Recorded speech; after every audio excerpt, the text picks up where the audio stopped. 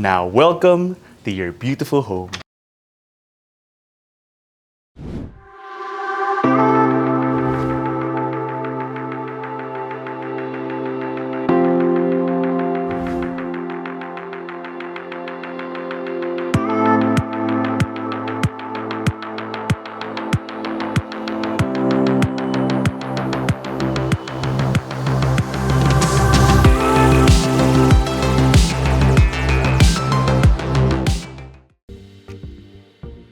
Hi, this is Jake Bautista from MetroGuide Realty, and are you looking for a brand new corner house and lot for sale in Metro Manila? So this house might be for you. If you're looking for quality homes in Metro Manila, don't forget to follow us on Instagram, Facebook, and subscribe to us on YouTube. Now, welcome to this brand new modern house and lot for sale located in BF Homes, Paranaque City. So we're gonna tour you through this two-level home with a lot area of 280 square meters and a floor area of approximately 375 square meters. So if you take a look here, you can see how wide the frontage is. It has a unique shaped lot which gives it a very wide frontage here on the side. This is almost equivalent to the frontage of two properties. That gives you a really striking facade for the front of the house. In terms of the direction, this is facing west, so you have the afternoon sun coming in here, but that also is an advantage because that gives you greater shade for your lanai and patio area, which I will show later. Now let's head on in.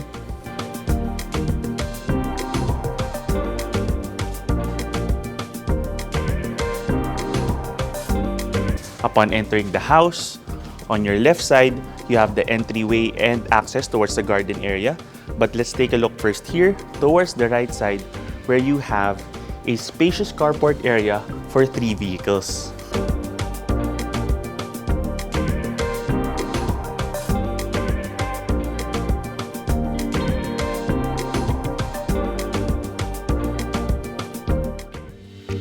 So this house just finished construction. That's why we still have some materials over here. But as you can see, you have a high ceiling here and space for 3 vehicles. 2 over here and 1 here. What you see here is a mezzanine space which serves as the driver's quarters, or you can also maximize it for other purposes. You also have a bathroom over here for the quarters.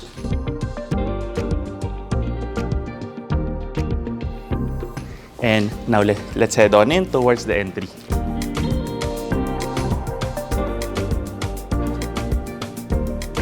So the house is elevated. The ground level is elevated by about 2 to 3 feet from street level. So there's no flooding in this village at all. It's very well managed, very peaceful, but that adds a lot of additional impact in terms of being in an elevated space. Now, welcome to your beautiful home.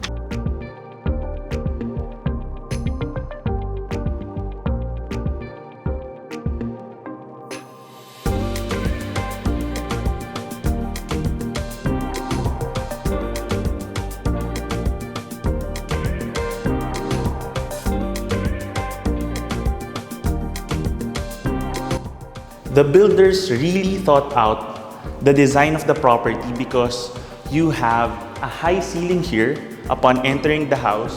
So you have the staircase immediately leading you to the second level. It gives you plenty of light, plenty of air, while at the same time giving you an open view of your living and dining area. You can actually divide this into 3 sections. So you have an entry foyer area here where you can have a receiving area, you can have a console here and a large mirror or even a large painting to welcome you into your home. And then on this other side, you can have the formal living space. So it's a corner side of the property. So you have all these windows giving you so much natural light, and you even have a great view of your garden, which we're gonna take a look at later. You see that it's also emphasized by the high ceiling with the beautiful cove lighting with really nice color temperature. And you can imagine having an L-shaped sofa over here. And in terms of the orientation, you see that it flows very naturally towards your dining space.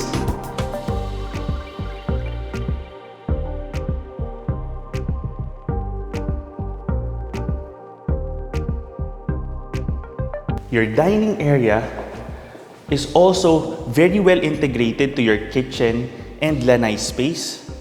It's also emphasized with another section with cove lighting here at the ceiling. And you see that it can easily fit a large table for 6 or even 8 people. And it's also very well lit. Once again, it's also positioned at the other side and corner of the property. So from here, you can imagine if you're over here, you'll have the perspective of dining and having a great view of this large sliding door leading out towards your lanai space. So let's open this up.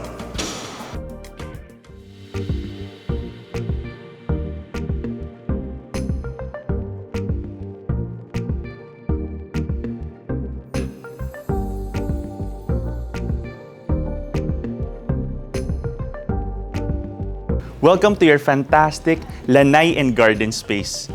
If you're looking for your own harmonious patch of greenery in the city, this is an excellent spot. You see that you can easily fit even a small pool here potentially in the future, especially if you clear this out. And you can even position here a nice bar area in the future and make it a nice barbecue area. And on this side, you see that the greenery extends through the corner of the house towards the main entry. Now from here, another perspective is from the corner of the house. You can once again appreciate the size of the lanai area. They even made sure to have steel columns over here so that it would maximize the view and the light that comes in. You also have a really nice wooden design for the ceiling, giving it a very natural feel. You also have very elegant tiling over here, which complements the rest of the design of the house, giving you a very subtle finish for the entire area. Now from here, you see that you have access towards the service area at the side of the house, which we'll also take a look at later. So you can just imagine having a table over here and relaxing in the mornings or afternoons or evenings, or when you have get-togethers with your family. Now, here's a great perspective. Coming in from your lanai, you have a fantastic view of your dining and main kitchen space.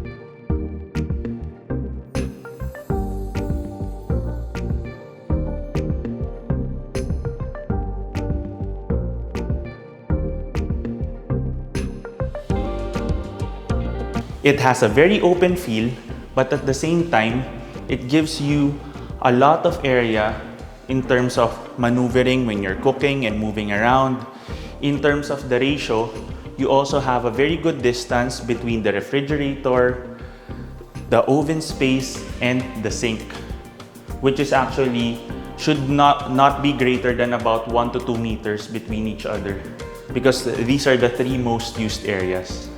You also have different lighting over here. That's a nice touch because you have warmer lighting in the dining and main living areas, but you have white light over here because you really need to be able to see clearly all the things that you're doing, especially when you're cooking. You also have a provision already here for a double-door refrigerator and plenty of pantry space. Okay, so you can open these up.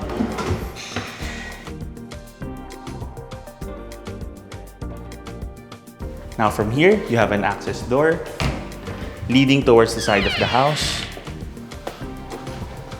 So you have a wash area over here. This can be a laundry space. You already have a faucet over here and a sink. And on the other side, this is where you have the maid's quarters. So the maid's quarters also has its own bathroom, and you have access once again here towards the parking area. Now let's head back in.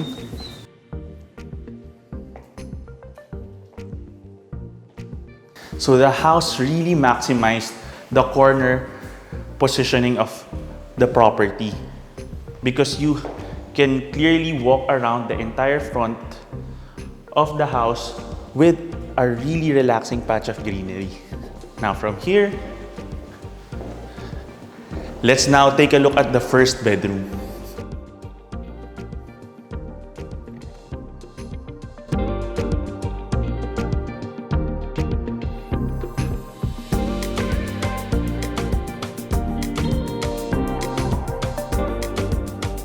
The first bedroom also has a bathroom.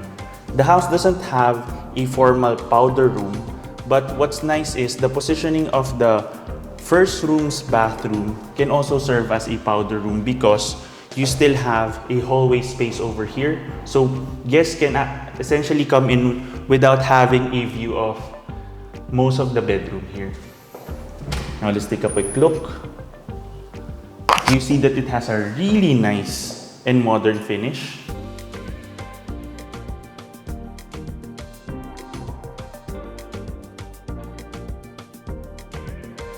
With a tempered glass shower enclosure.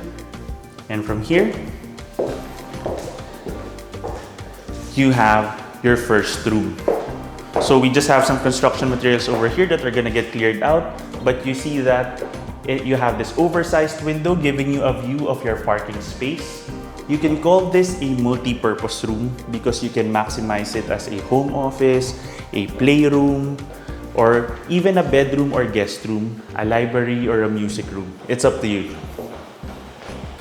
Now, in terms of the aircon provision, there's a provision for a window type air conditioning unit, but if you want, you can easily have that covered up and install a split type inverter. Okay? Now, that wraps up our first floor tour.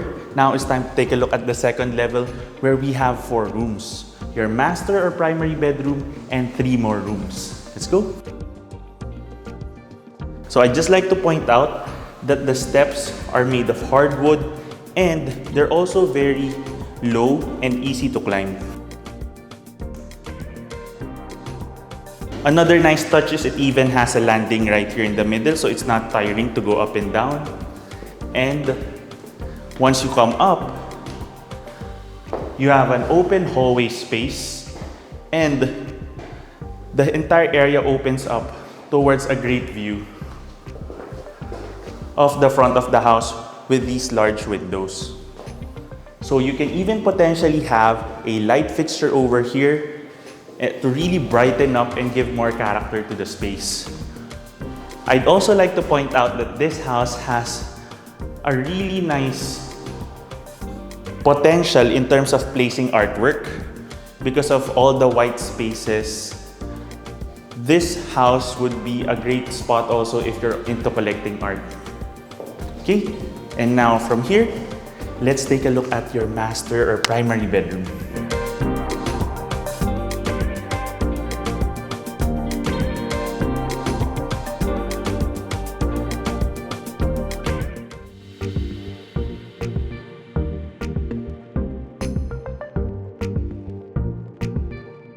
Welcome to the primary bedroom. You can clearly see the space and size of the room from this angle, and you can easily have your television set over here and your large king, queen, or even king-sized bed on this side. What you have here is a lowered ceiling which gives you a provision for cove lighting. And another great touch is it's a corner room which gives you plenty of light. So you have the west on this side, but in terms of the afternoon sun, you don't need to worry because you have a tree positioned right here, giving you plenty of shade. You also have the sliding door leading out to a nice balcony.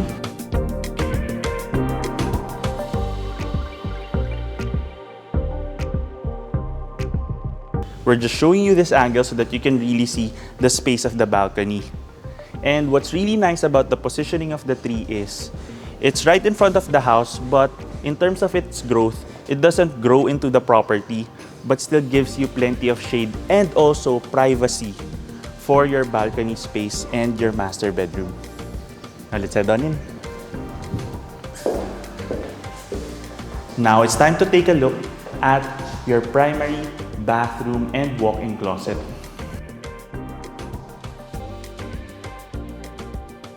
So I'm gonna step in because it's spacious enough to actually be a room. You already have plenty of storage space.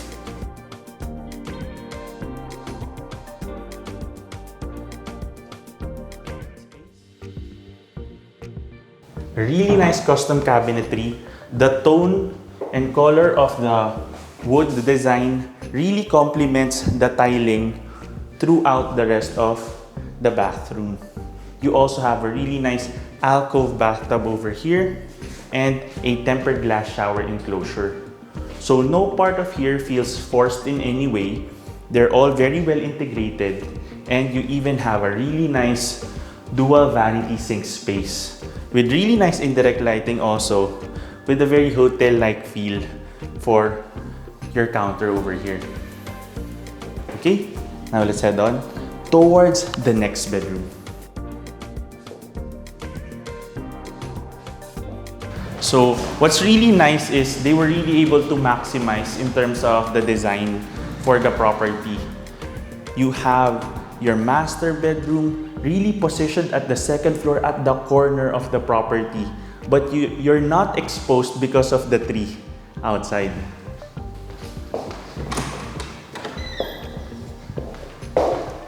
And now from here, it's time to take a look at your third room.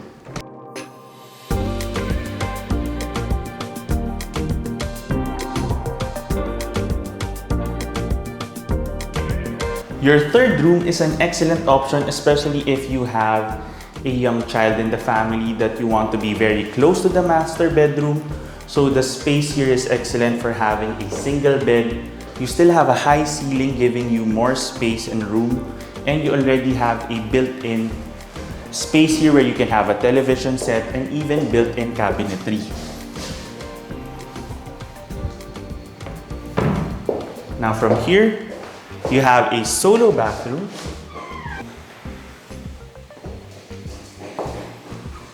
So small details like having a two-toned tile design for the wall really shows attention to detail.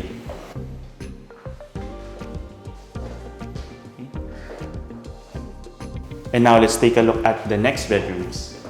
Here's another perspective of your second floor hallway. It gives you a greater appreciation of the size of the space. They were able to give you 5 rooms, but at the same time, give you such an open area to give light and ventilation between the first and second levels. Now from here, let's take a look at the fourth.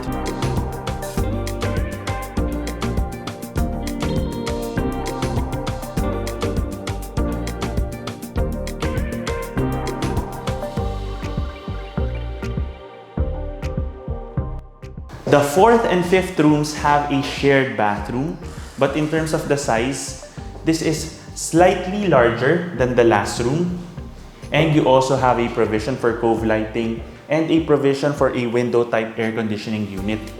In terms of the floor design, this has a really light and neutral tone, which is really nice because you can easily match it with different colors of furniture. You also have built-in cabinetry over here. If you've ever really shopped around for cabinetry for your house or property, I'm sure you know that it's difficult to find really the perfect one in terms of your needs, but they really made sure that you have a provision here for your coats and then another provision for other items of clothing. Now from here, you have access towards a shared bath space. What's really nice about this room is you already have a dual vanity sink space. So there's really a provision for both occupants of the 2 rooms. And as we step over here, you see that you have the 5th bedroom.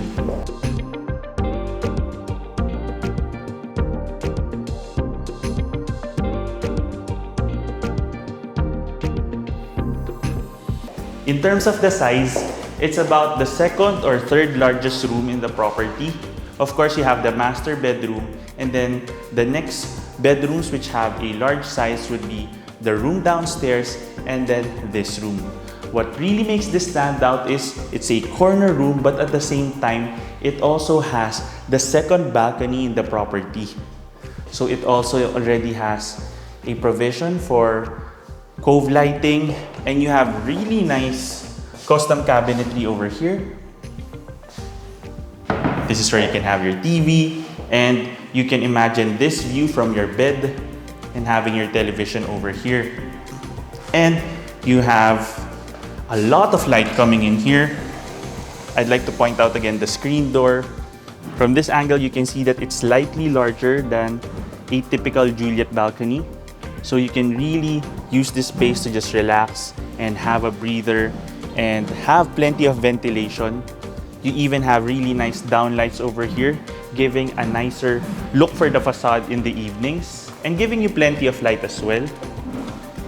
And now from here, we step in, and that ends our quick tour.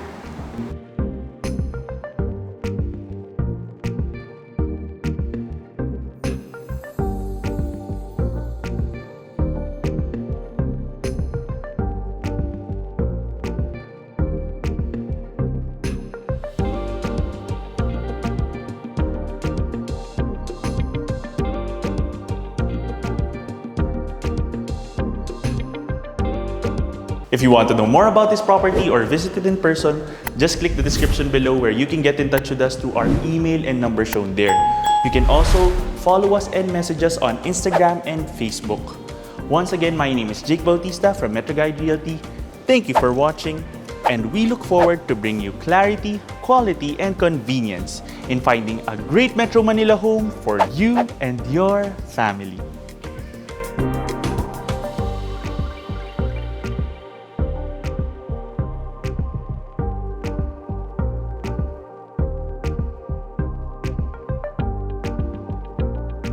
Contact us today in the email and number shown here to schedule a property viewing. You can also click the description below for the property details. Don't forget to click that subscribe button so that you can get notified of our future videos. Thanks for watching, and we look forward to bringing you and your family a great Metro Manila home.